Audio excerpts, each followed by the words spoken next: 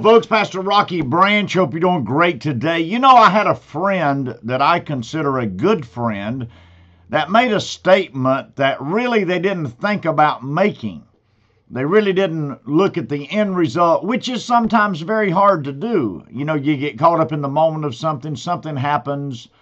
Well, then all of a sudden you just kind of blurt something out or you say something. That's kind of bad, you know, especially if you don't really consider maybe what you might have said.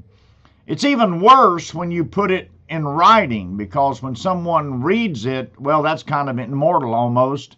When you kind of got it out there that, you know, at least you can control sometimes if you write a letter to someone and give it to them. And, well, you just say a lot of stuff in there that really you really, if you thought about it, you probably wouldn't have said anyway, even though you might have been upset.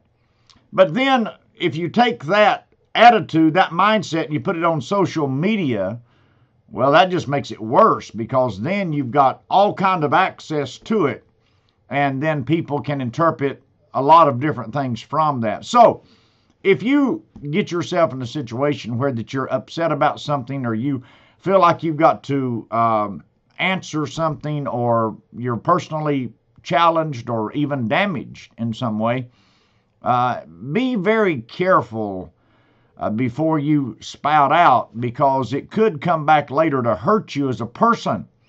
In the situation I'm referring to, it came back to really embarrass this person. They really didn't think, they're a good person. They really just didn't think about what the ramifications would be. They were making a statement about a situation. You know, the Bible helps us to understand. Now, I read every day the book of Proverbs. Now, I read other things, of course, but I read Proverbs every day. Proverbs to me is it's an oasis, certainly in the middle of the desert. There's 31 chapters in Proverbs, and it's very, very important to understand the value system that Solomon gives us, because the chief thing that he deals with is wisdom. Now, you take today, for example. Well, every day of the week, whatever number of the day of the week that it is the chapter that I read. Like today, for example, is the 19th chapter. Well, today's the 19th of May.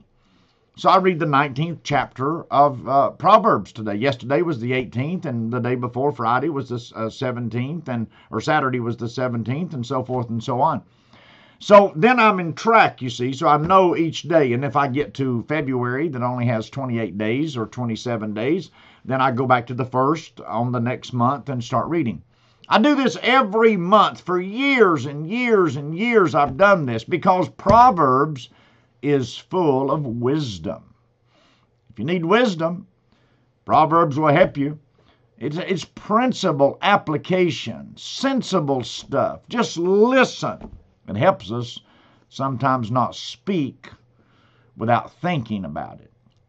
In fact, I responded to this person, and I really had to think about my answer, because there's a lot of things that I could have said, a lot of things I wanted to say, but I had to think about the best way to speak to this person and protect them, as well as let them understand that they had made a mistake in the way they approached this issue. You see, Proverbs is helpful to us in all situations: life, relationships, career, our desires, destiny, sitting where we are, contemplating. Proverbs is valuable. If you don't read Proverbs, let me tell you right now, you need to start. You need to start reading Proverbs and read it every day from here on out. You say, well, I'll know it after I read it a year or so. Oh, no. I've read it year after year after year after year after year, I don't know how long time, and still find new stuff in the book of Proverbs. You want wisdom? Seek the book of Proverbs, and it will help you. It will comfort you. It will complete you. It will challenge you. Proverbs is where you need to be. So let me challenge you. Jump in the wisdom well, and, well, God will bless you for it. God bless you. We love you, and goodbye.